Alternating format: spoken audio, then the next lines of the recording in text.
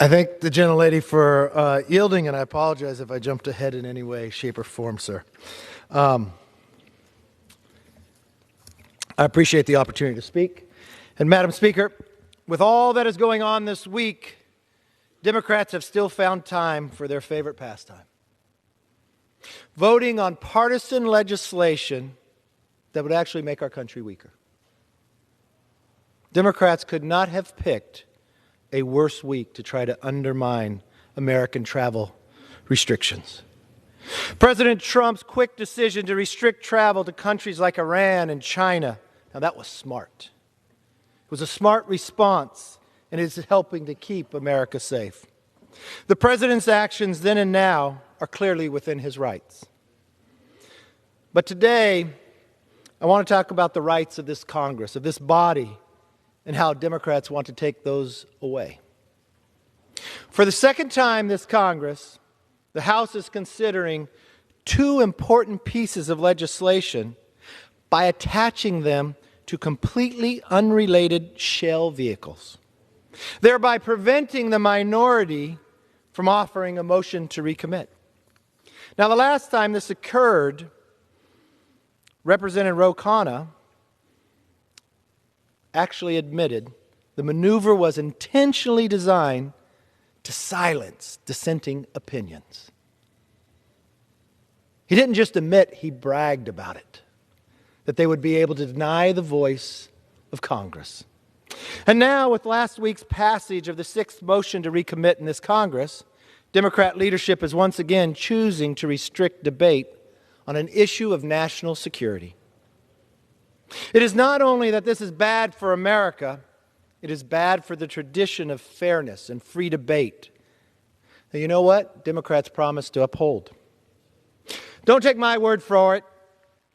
I listened to my friend, the chairman of Rules, McGovern, say in September 2018, and I quote, Madam Speaker, he boasted on this very floor, if Democrats are trusted with the majority, we will have a more accommodating process. This place will be run by professionals. Ideas will be allowed to come forward, and the House of Representatives will actually debate again.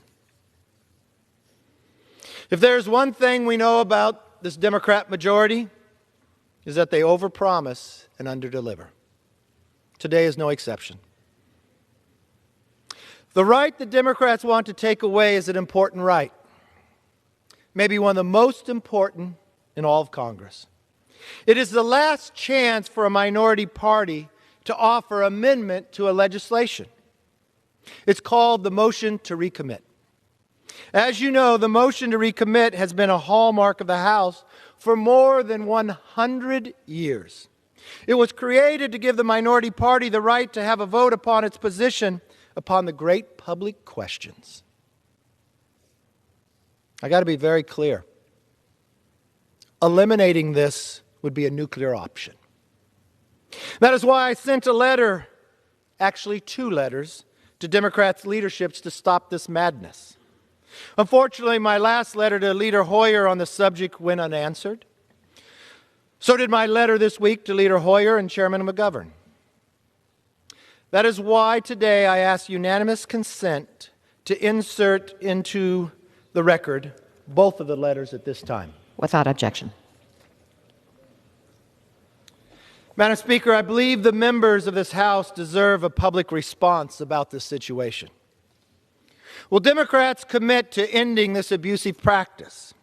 Or do they plan to follow the lead of their freshmen and end the use of the motion to recommit entirely? To end 100-year history of the body of this House. MTRs not only promote full and thorough deliberation, but they also improve legislation. Think for a moment, just within this Congress, 6 out of 60 MTRs have been adopted by this Congress. Think about that. That means a bipartisan majority of this House felt the need to improve 10% of the bills put forward of which MTRs were offered.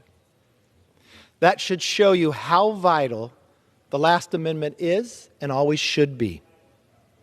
Madam Speaker, though we may not serve in the majority right now, our members still represent millions of Americans who lend us their voice and count on us to fight for their priorities in Washington. Madam Speaker, the last 8 years, this House had a different majority. I happen to have the privilege of serving as majority leader. Not once did we ever consider taking away the MTR because we believed in the minority rights and the traditions of the institution in which we are privileged to serve. We believed that the power of the idea should win. We believed in the promises that we made. That's why we kept them. We would not make a promise in the minority and when we captured the majority in less than a year to break them time and again. We would not go unanswered a question from the minority as well. There's something bigger than politics. It's the voice of the American public. To use the sheer power of politics to silence millions of Americans is just wrong. To change a tradition that's been more than 100 years, to make sure a bill cannot become better simply because you want the partisan side, or to be so afraid of the debate to deny it to happen. We are so much better than that. The rights and the traditions of this institution in which we've always been privileged to serve, I wish I could say the same for this new Democrat majority. I yield back. The